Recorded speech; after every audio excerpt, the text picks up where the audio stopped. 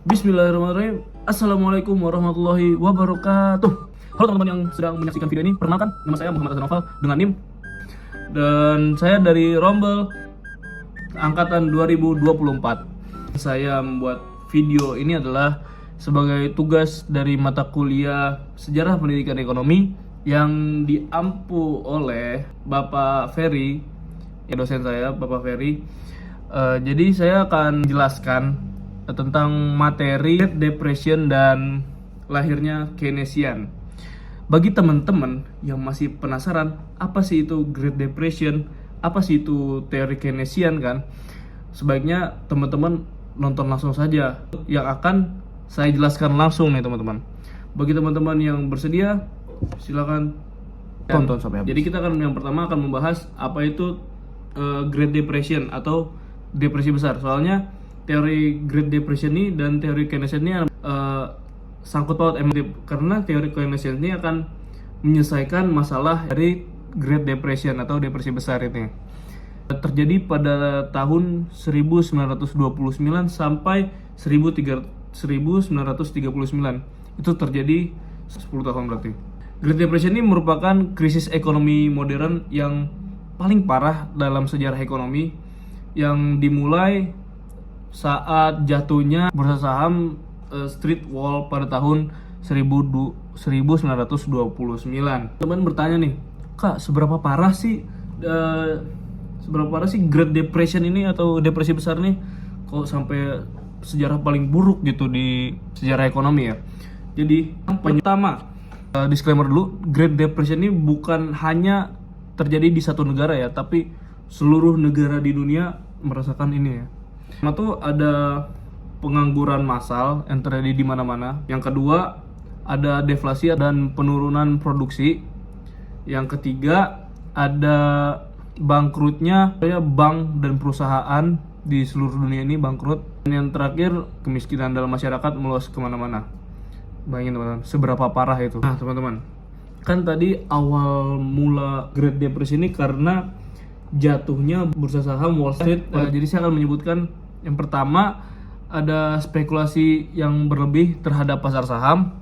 Yang kedua ketimpangan distribusi permintaan. Yang ketiga kebijakan moneter yang ketat gitu, dan efek domino dari perdagangan internasional. Great Depression ini lahir kan, ekonomi menjadi turun di dunia ini kan. Lahirlah seorang ekonom asal Inggris yang bernama John Maynard Keynes. Nih, di sini ada mukanya kan.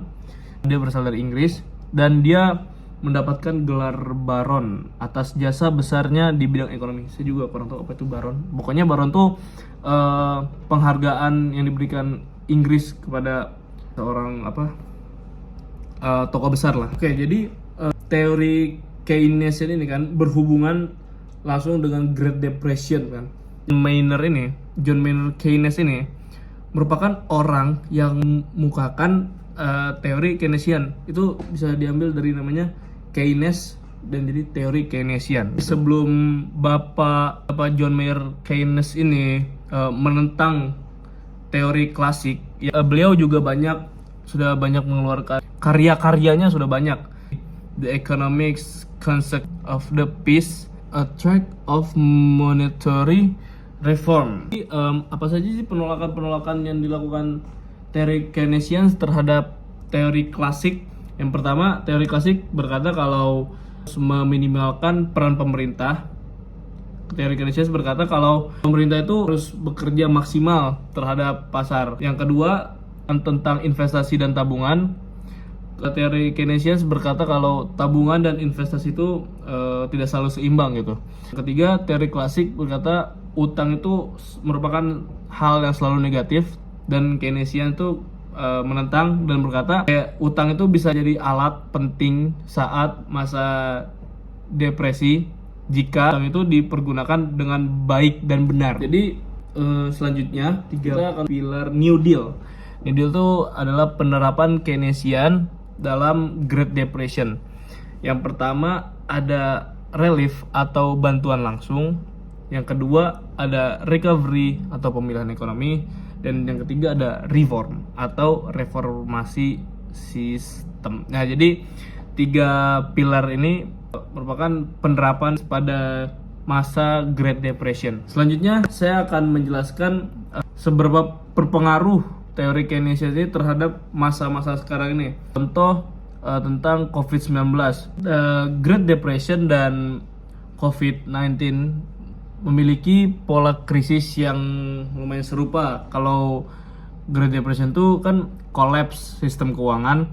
Nah, kalau COVID-19 ini terjadinya lockdown yang menyebabkan kolaps kebijakan ekonomi. Jadi mereka berdua ini sama-sama menyebabkan kerusuhan lah ke dunia kita ini.